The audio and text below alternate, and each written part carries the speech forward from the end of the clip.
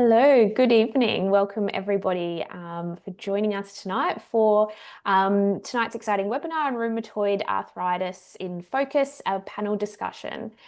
So tonight we're joined by Dr. Katherine Poulsen and Dr. Louise Koller-Smith, who will discuss some practical and evidence-based ways to live with rheumatoid arthritis. And you'll also learn how to get involved in cutting-edge research that's driving meaningful change in rheumatoid arthritis management.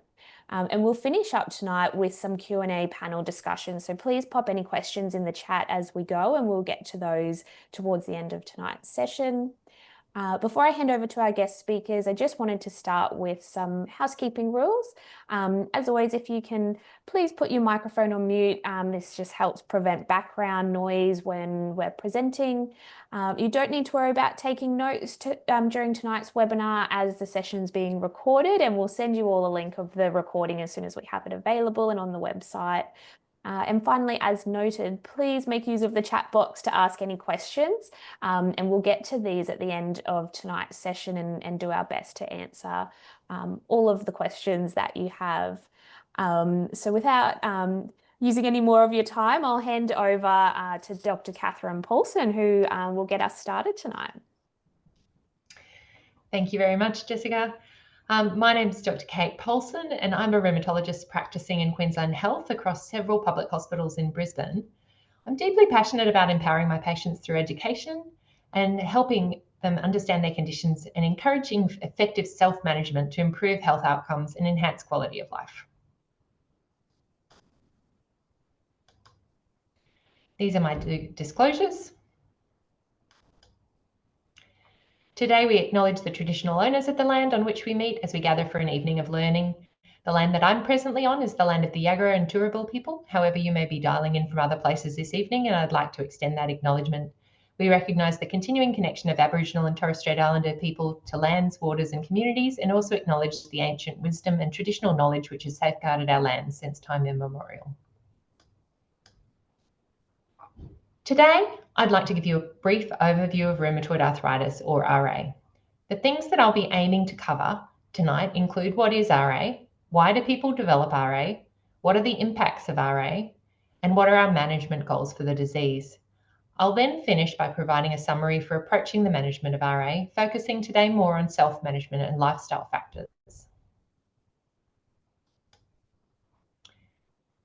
Starting with what is RA, rheumatoid arthritis is a chronic autoimmune disease that causes inflammation at the joints. An autoimmune disease happens when the body's immune system, which normally protects you by fighting off germs like bacteria and viruses, gets confused and mistakenly attacks your own healthy cells and tissues.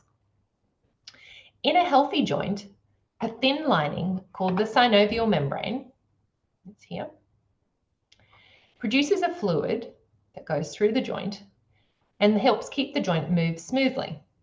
But in people with RA, the immune system mistakenly attacks this lining, and this causes thickening and inflammation.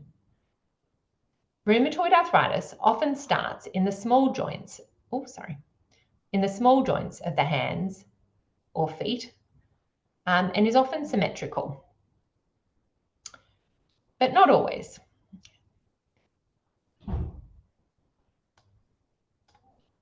If not treated, this ongoing inflammation can damage the surrounding bones and other parts of the joint, which may lead to permanent joint damage and potentially long-term disability. In Australia, rheumatoid arthritis affects 2 out of every 100 people. Rheumatoid arthritis can affect anyone, although it most commonly starts in middle age, in the 30s, 40s, 50s and 60s. But it can develop at any stage of life, from childhood through to older age. It's slightly more common in women than men, and Australian statistics have found about 2.5% of women and 1.6% of men are affected. In recent decades, autoimmune diseases, including rheumatoid arthritis, have become increasingly common. While improved diagnosis may explain part of this trend, research shows that autoantibodies, including those linked to rheumatoid arthritis, are also rising in the general population.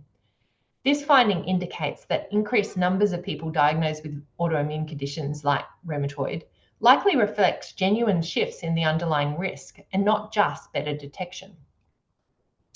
The exact causes of autoantibody production are not always fully understood, but we do know that they result from complex interactions between our genes, which shape our individual immune systems and our environment.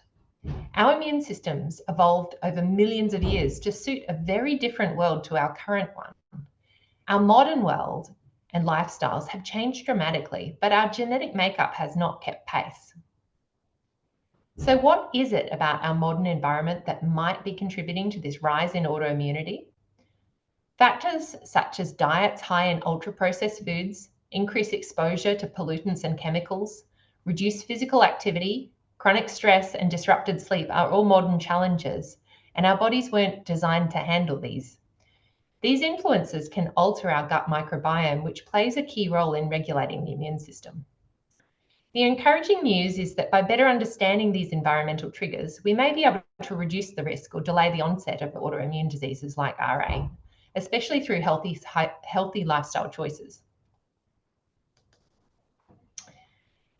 As I discussed, rheumatoid arthritis is an autoimmune disease where the body's immune system gets confused and mistakenly attacks joints. There's been a lot of research into what causes rheumatoid arthritis, and while there's no single cause, we do know that both genetic and environmental factors contribute to its development. We know that people who carry certain genes have a higher risk, and having a close family member with RA or lupus can increase that risk. But genetics is only part of the picture. Our everyday choices and exposures also matter. Smoking is the strongest known lifestyle risk factor for RA, but the great news is that quitting can bring down your risk, and over years it will eventually fall to that of someone who never smoked. Other risk factors, including being overweight, not eating enough anti-inflammatory foods, and poor dental health can contribute. In fact, more than 40% of rheumatoid arthritis risk has been linked to modifiable lifestyle factors. And that means that even if RA runs in your family, healthy changes like quitting smoking, improving your diet, staying active, and caring for your teeth can significantly reduce your chances of developing the disease. Understanding your risk empowers you to take steps towards prevention. While we can't change our genes, we can support our immune system by aligning our modern lifestyles more closely with what our bodies were built for. When rheumatoid arthritis develops, it can affect many aspects of our daily lives, often extending well beyond joint pain. While most people associate RA with painful swollen joints, fatigue is also a major and often underestimated symptom, which can be deep, persistent, and rest doesn't relieve it. Ongoing pain and fatigue can take a toll on people's mental health, contributing to anxiety and depression. RA's chronic inflammation can also increase the risk of other serious health problems, particularly heart disease. It can also increase the risk of developing osteoporosis and a higher risk of fractures.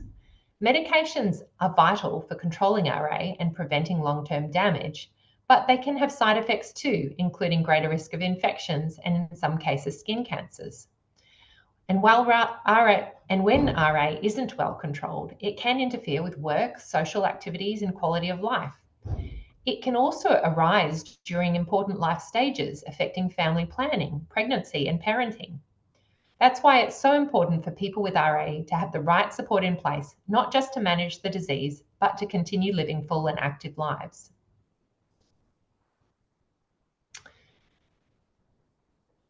If you have RA, the goal of your care is not just to treat your symptoms, but to help you live as well as possible. The things that your healthcare team is working towards include reducing inflammation, because RA causes ongoing inflammation in your joints, and treatment focuses on calming this down to protect your body and improve how you're feeling.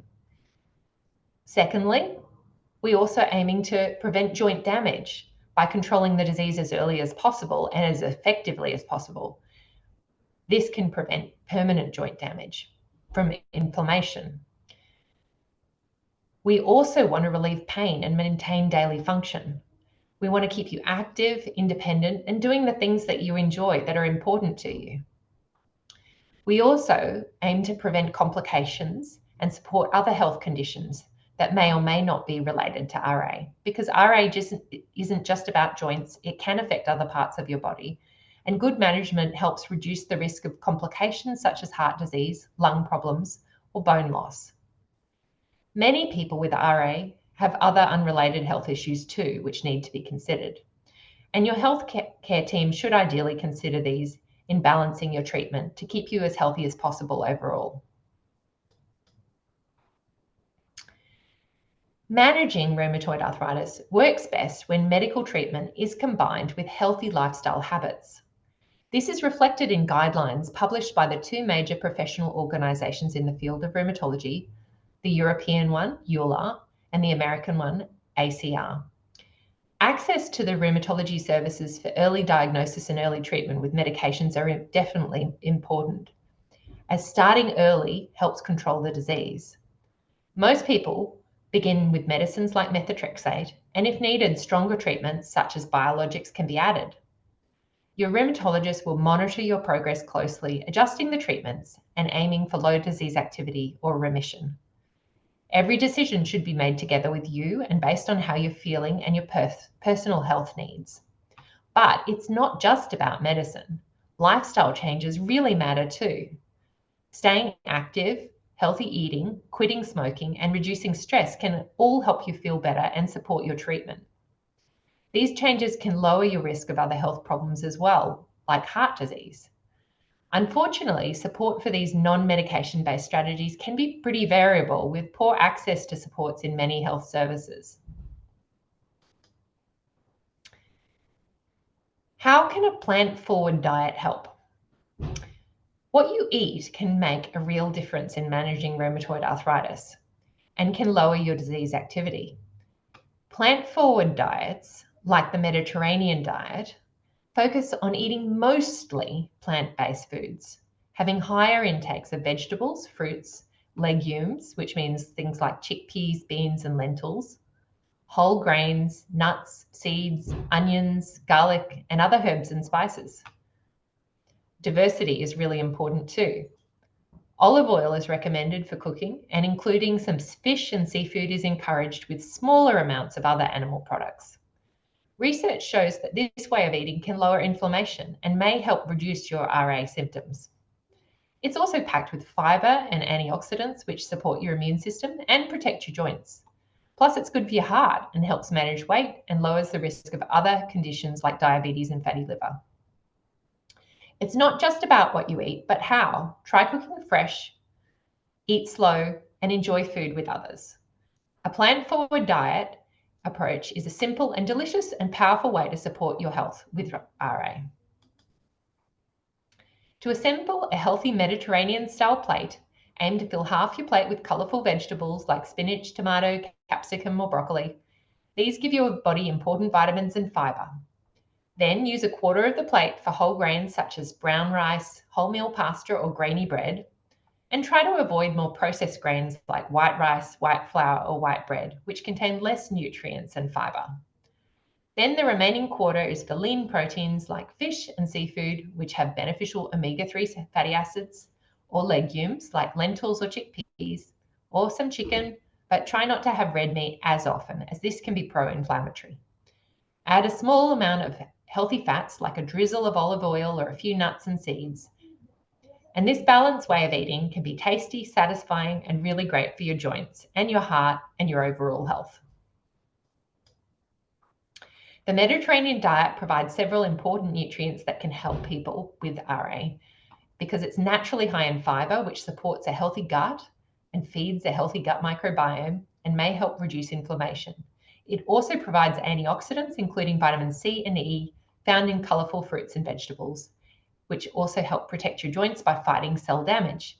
Omega-3 fatty acids found in oily fish like salmon and sardines are helpful because they can ease joint pain and stiffness by lowering inflammation in your body.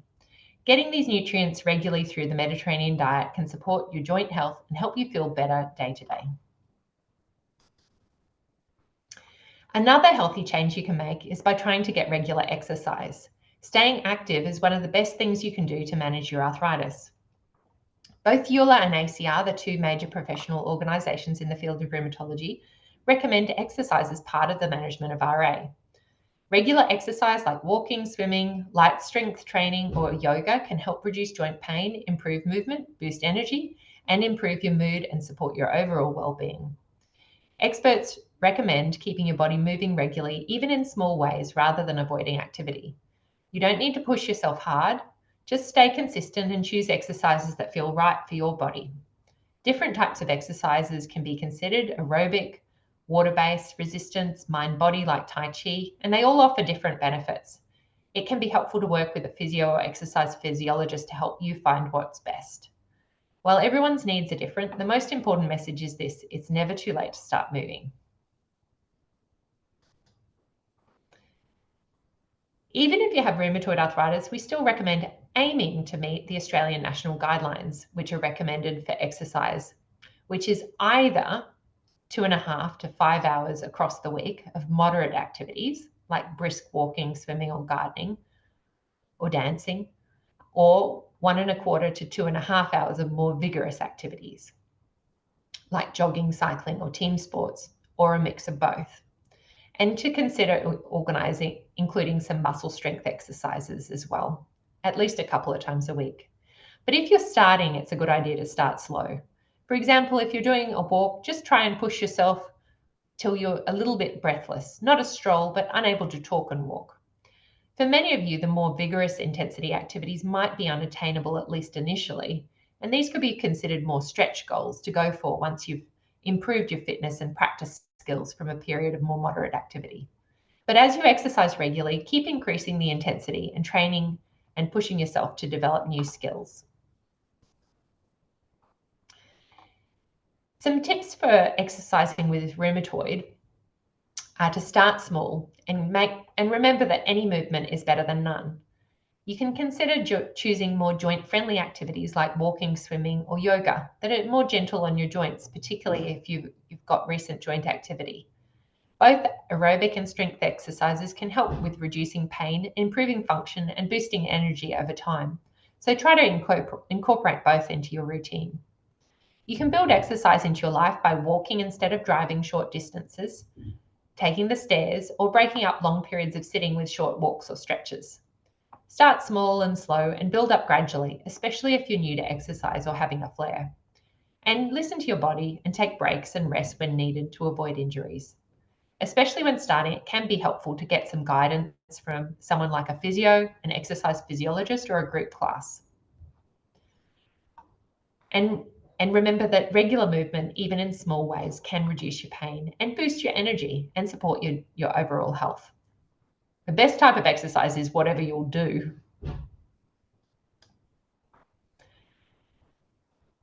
If you have rheumatoid arthritis, quitting smoking is one of the most important things you can do for your health. Both EULA and ACR, the two major professional organisations in the field of rheumatology, strongly recommend quitting smoking as part of the management of RA. Smoking can make RA symptoms worse. It can also reduce how well your medications work, and it can increase the long-term risk of complications, both within rheumatoid, but with other comorbidities as well. And quitting will also save you a lot of money. There are many online resources to help you with managing your rheumatoid. The My RA initiative is an online program developed by Arthritis Australia, a charitable not-for-profit and the leading consumer body for arthritis in Australia. It's designed to support individuals living with rheumatoid by offering a range of evidence-based information and resources, and aims to empower people to actively manage their condition and improve their quality of life. And you're all, I'm sure, acquainted with the arthritis movement as you're attending a webinar tonight. If you're looking for support, guidance, or a way to stay active, the arthritis movement is another fantastic resource. The arthritis movement is a non-government charity formed this year after the joining together of Arthritis New South Wales and Arthritis Queensland. The goal is simple: to help people living with arthritis and related conditions lead better lives. They offer services like an info line, support groups, educational programs, and support a range of exercise classes, both virtual and in person, which are perfectly targeted toward people with arthritis and promote connections with other people in similar positions.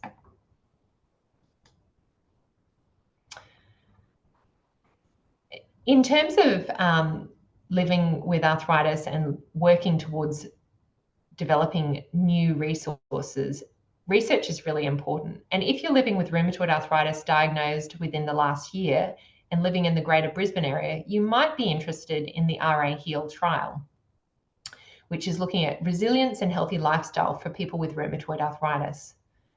Managing rheumatoid can be a challenge, especially when support for proven lifestyle changes isn't always easy to access or funded well.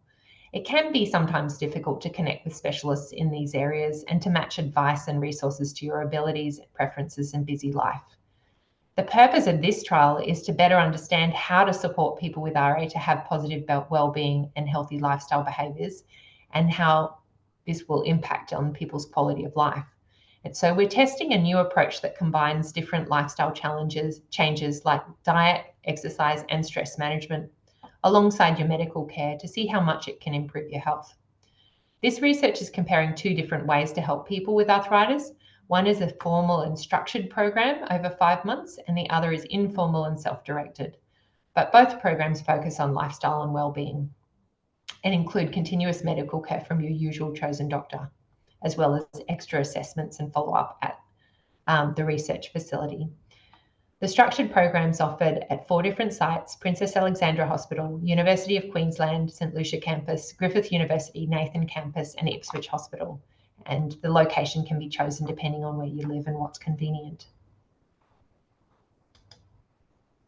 These are the outcomes that we're looking at: quality of life, physical activity improvement, self-management improvement, and rates of RA disease control improvement, and whether it's good value for money, so that if it is, we hope to roll out something like this on a wider scale.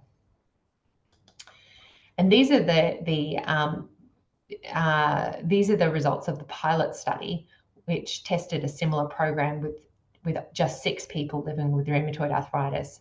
After taking part, the participants, compared to their baseline, showed clear improvements in several domains. They spent less time sitting and were more physically active. They did better on physical tests like the 6-minute walk test and grip strength. Their diets also were shown to improve, eating less sugary foods and carbohydrates and using more olive oil. And importantly, every single person in the pilot study said that they would recommend the program to others. Everyone felt like it helped them manage their RA. This is the RA HEAL study team. So if you would be interested in participating, if you've been diagnosed with rheumatoid in the last 12 months and live in the Brisbane, Ipswich or Logan areas and would be keen to make some positive lifestyle changes as part of an innovative study and would be happy to attend assessments, please let us know. We'd welcome you. So, in summary, rheumatoid arthritis is a complex condition that needs more than just medicine to manage it.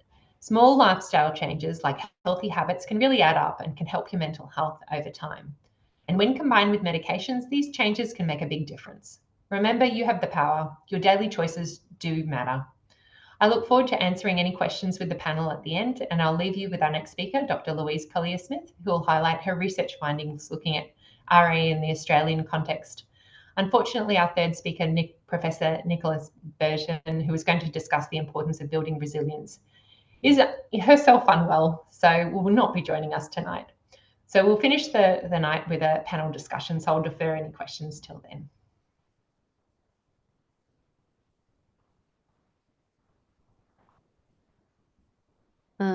Thanks, Kate. I'll just stop your screen sharing and I'll share my screen.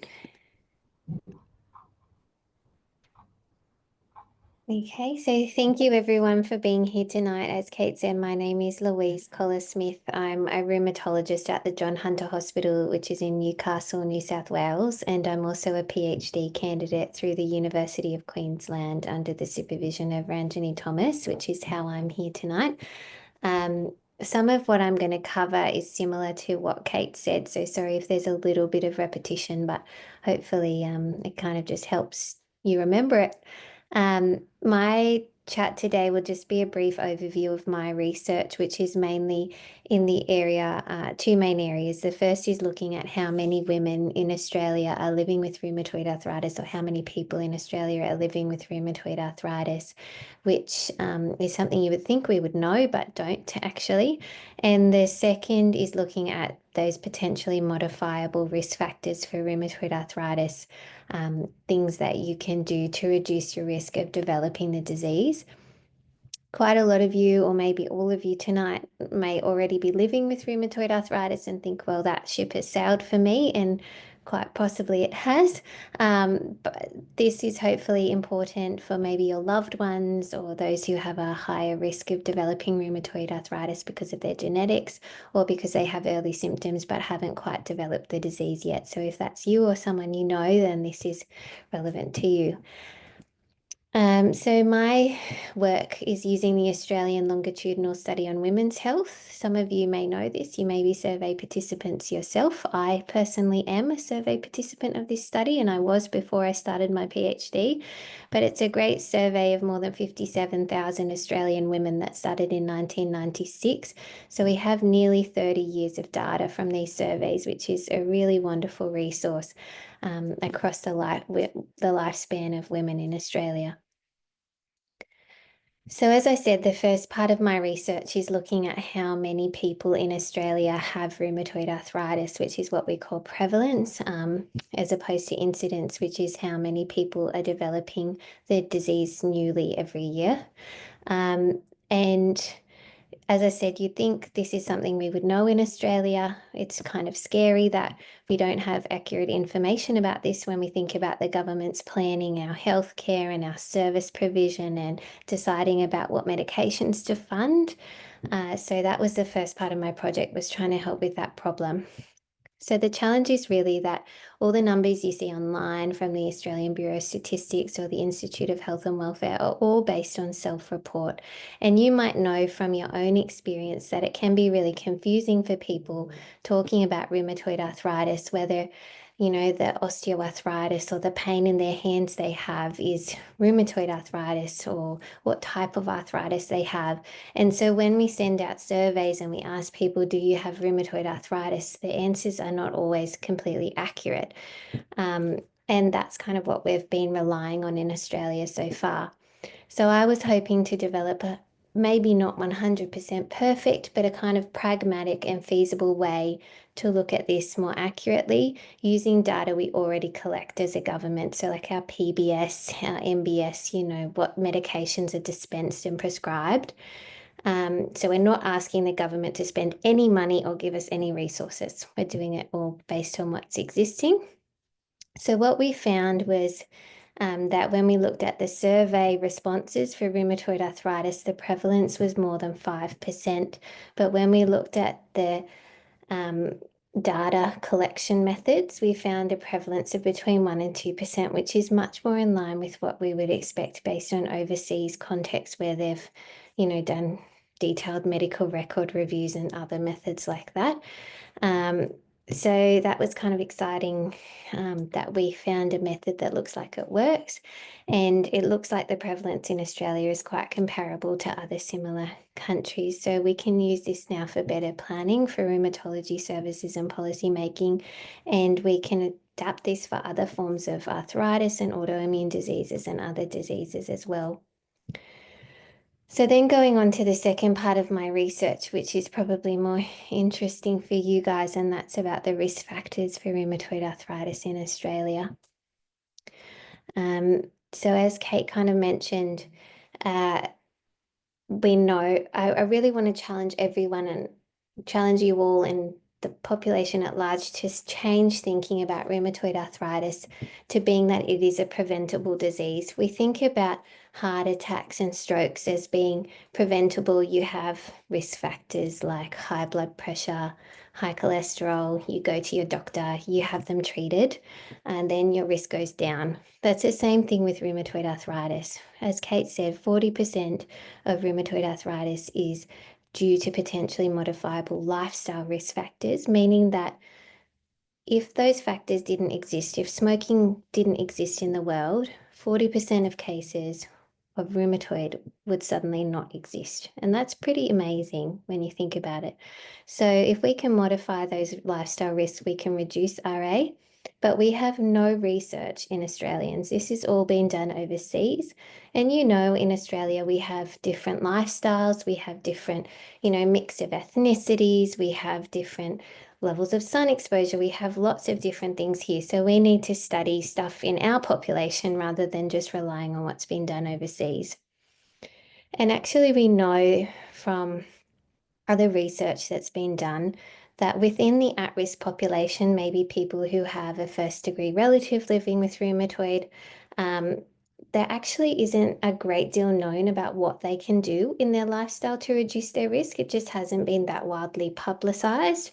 And there is high willingness to change. People want to do what they can to reduce their risk, particularly lifestyle things where you're not taking medications or getting side effects and things like that. So we really need to get education out there. We need to do this work, and we need to, reduce our risk within Australia. So as I've kind of alluded to already, studies have been done mainly in North America, but in a few other places like Scandinavia, Spain, and Malaysia. And we've shown, particularly, I'm just talking about this study I've done, that smoking, obesity, and giving birth to a lower number of children increase your risk of rheumatoid arthritis. And hormone replacement therapy is kind of quite topical because it's been associated with a number of different diseases, both being protective or being harmful. But evidence in rheumatoid arthritis to date is quite mixed. So that was of interest to study for us. And as I said, we want to understand our risks here in Australia. So what did we find? First, I'll talk about who was included in the study. We looked at more than 18,000 women who were across a broad range of ages. And of those, 18,500 women, 204 had new diagnoses of rheumatoid arthritis in the study.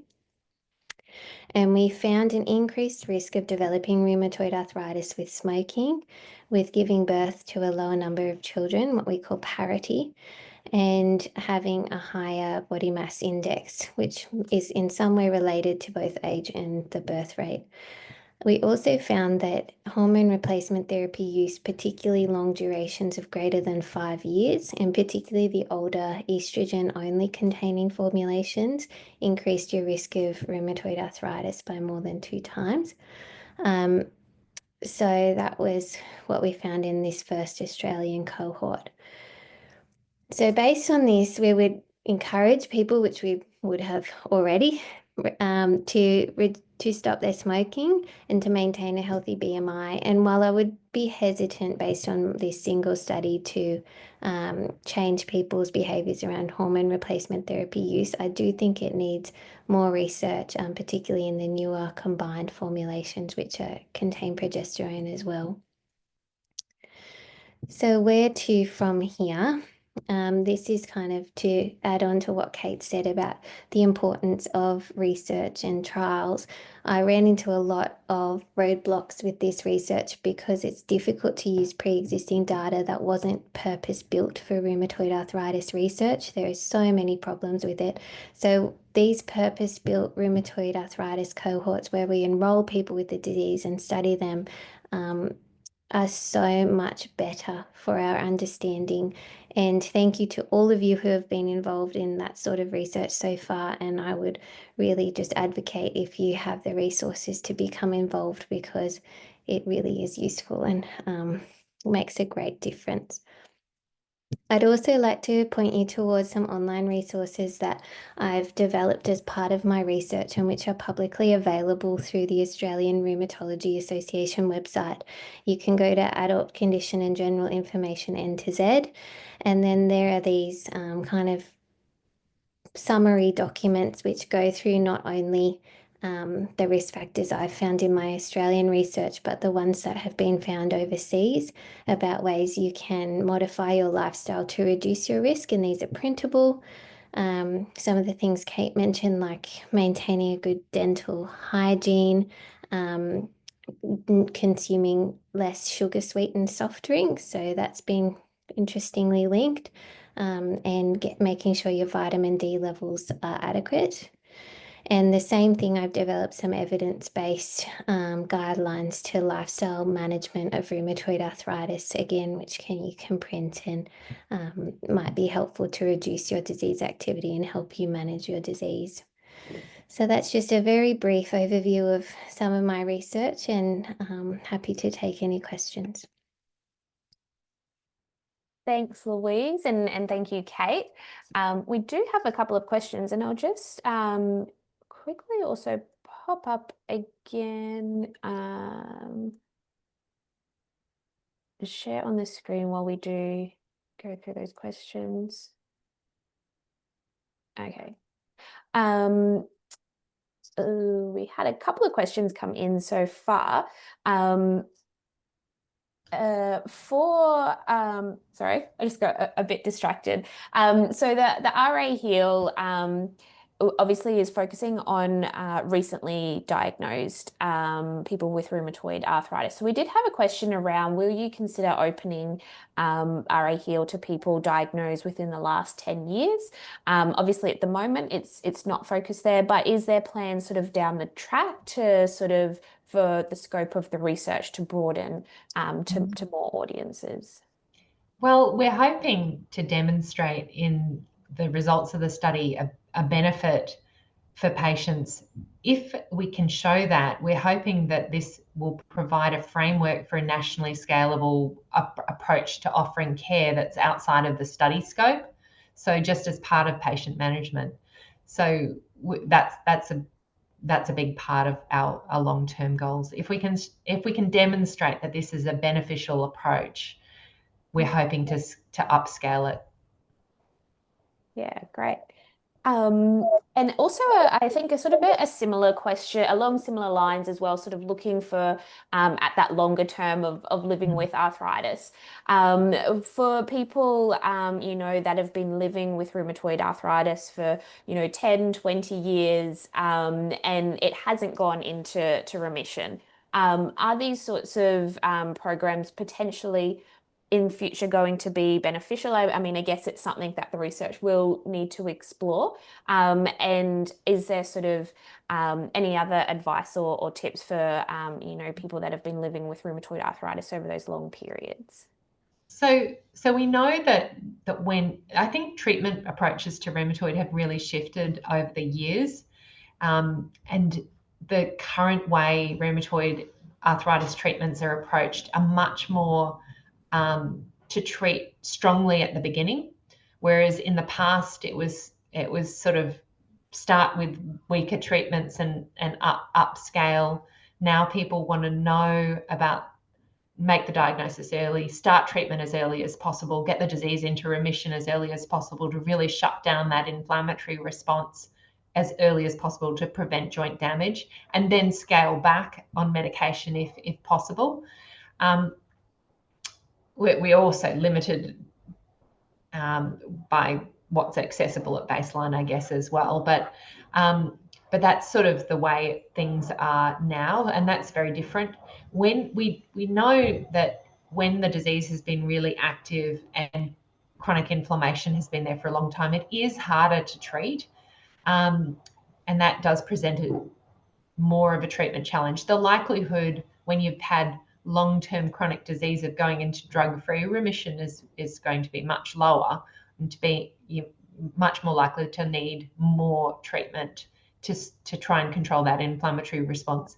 The lifestyle recommendations, though, are beneficial regardless. They're not expected in that particular setting to control the disease on their own, but they work with the medication changes and support medication changes in terms of controlling disease.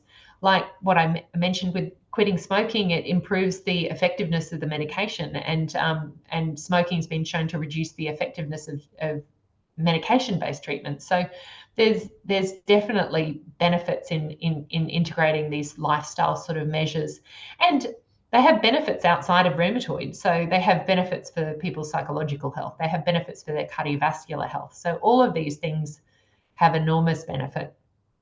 Yeah. And that actually leads on to one of the other questions that we had here as well, around outside of rheumatoid arthritis, but looking at sort of other autoimmune conditions. So the sort of risks that we spoke about, and also the modifiable things that we can do to help address those risks. Does that also apply potentially to other autoimmune conditions and other autoimmune types of arthritis? So we do know that there are some genetic factors that influence individual immune systems that do predispose to autoimmune diseases. And that's probably why people with one autoimmune disease are more likely to develop a second autoimmune disease. So whether or not people develop autoimmune disease is resulting from an interaction between our genes, which predispose to how our immune systems are going to react to different things, and then what it encounters in our environments. So we know that autoimmune diseases across a range of different autoimmune diseases, the rates have been rising. So a lot of these things can increase the risk of other autoimmune diseases outside of rheumatoid arthritis and not just rheumatoid. Yeah. And another question we had here as well was sort of, and I know Nicola couldn't attend tonight's, which may have her talk focus a little bit more around obviously the resilience and maybe stress, and the role of stress in developing conditions. But someone that has sort of mentioned they're unaware of, family history of rheumatoid arthritis, but did spend a lot of time working in a stressful field. And yeah, can these be contributing factors to development of autoimmune conditions and autoimmune types of arthritis? And I'm not sure if you, without Nicola being here, have much that you can add on sort of the stress side of things and stress management for arthritis management. It's not an area I'm all over, but I do believe there is some research that does increase stressful experiences, particularly in childhood, to rates of autoimmune disease. It wouldn't be so. It makes sense in that it influences cortisol levels, and I guess it depends on the other factors. And in isolation, it might not be something that would cause autoimmune disease, but it's certainly part of the bigger picture of environment.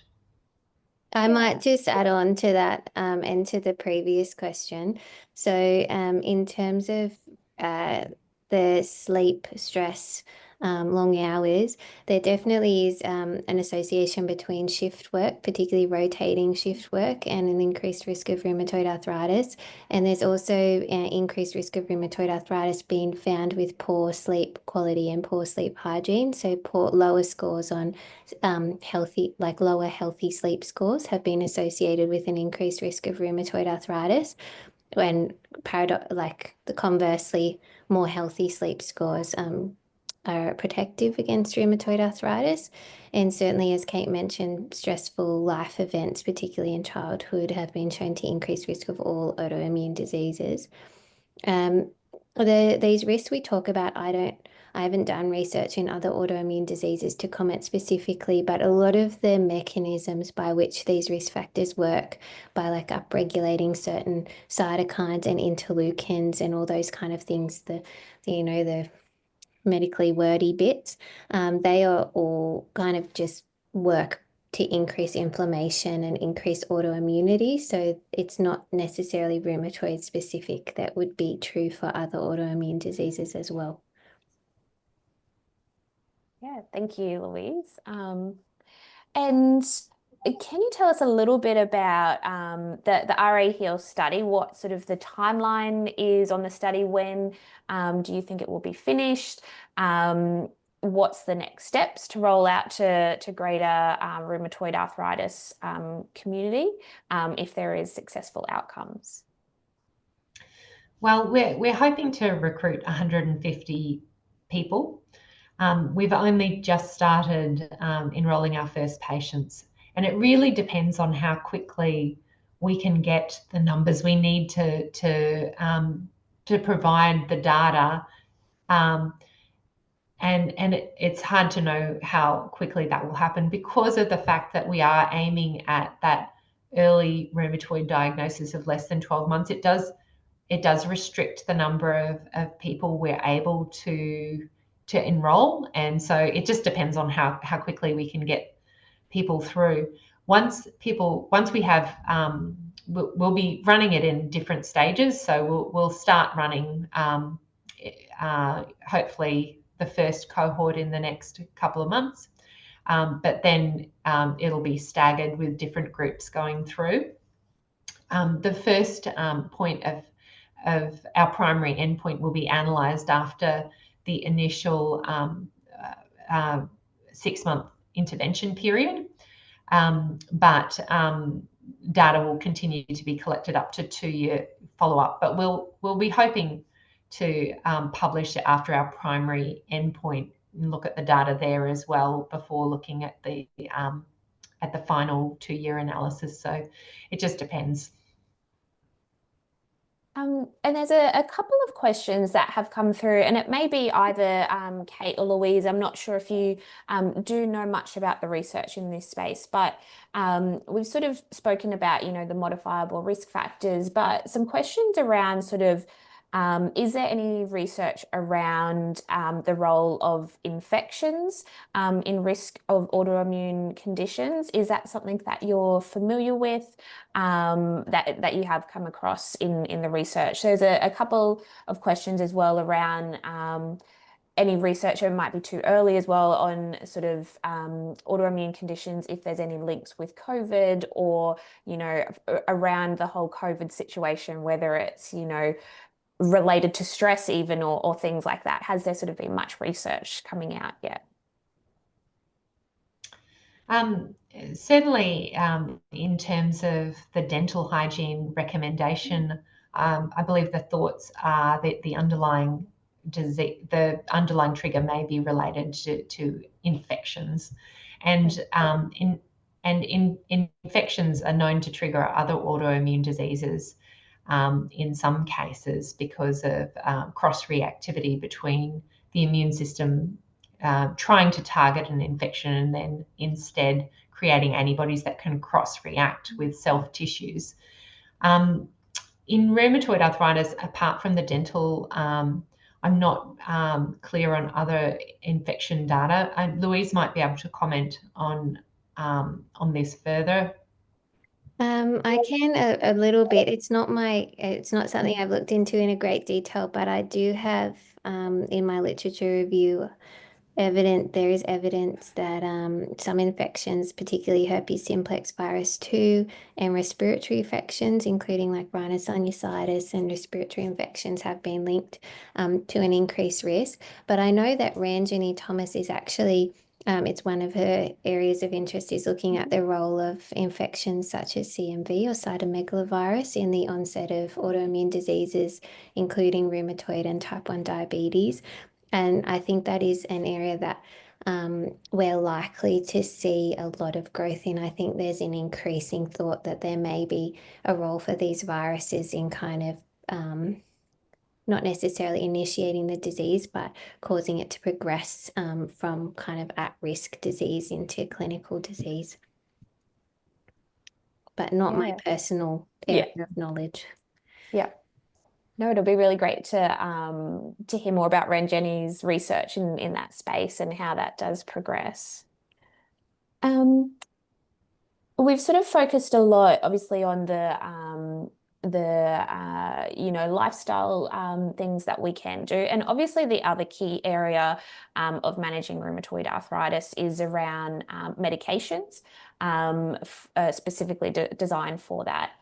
There was a question around a hesitancy around medications, which I think often newly diagnosed patients can be a bit uncertain about medications. I guess, what would be your suggestions for how someone can sort of have that discussion with their rheumatologist maybe, or their healthcare team? Well, I think it's important to be able to bring up your concerns and questions with your rheumatologist, and decisions about medications can sometimes be overwhelming. You've got often it's you've just come in for your new patient appointment, you've been provided with a new diagnosis, there's so much to discuss. You're just learning about this new disease that you have, and you're given and it's all within less than an hour, and you're trying to go through what you have, what's happening with your disease, learn. You've got millions of questions. You're wanting to start some medication straight away. You're given a whole bunch of information on medications and risks, and an information sheet that's like 3 pages long that has like all of these rare side effects that could happen, and it can be really overwhelming. And we often don't have enough time to address all of those concerns at that one first appointment, but we're wanting to start treatment straight away. So I acknowledge it is a challenge, and it's important to try and start treatment as soon as possible to get switched off that inflammatory process. So I don't think there's a perfect solution, but in terms of medications, I think the important thing is to realize that when you get a list of all of these things that are listed as possible side effects, that most of those things are pretty uncommon. They're rare side effects, and the thing that's often not captured is like, what is the risk of not taking action? And the risk of untreated disease is sometimes much higher than the risk of those that are listed on those medication brochures in terms of things that could happen, but they're not listed.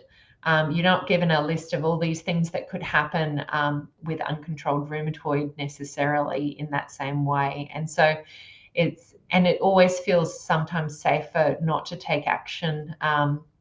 So you can sometimes be a bit paralyzed by concerns about possible adverse effects. And the other thing is to remember that starting a medication does not mean it's a commitment to lifelong medication on that drug. Like if there's problems, you need to be able to reassess the risks and benefits and look at what other options there are. So that's sort of what I would say. Yeah, absolutely. Yeah, it's always obviously the best is to have those discussions with your rheumatologist and with your team rather than having your questions go unanswered. Looks like that sort of, I think we've covered the range of questions, and we are getting to the end of the time tonight, so we might wrap up there. Thank you both, Kate and Louise, for coming to talk to us tonight about rheumatoid arthritis, risk factors, and lifestyle modifications, as well as the RA Heal research.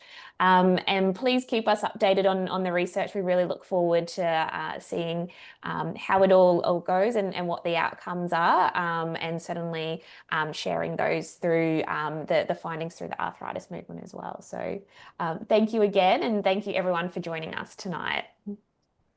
Thank you. Thank you. Bye. Thank you.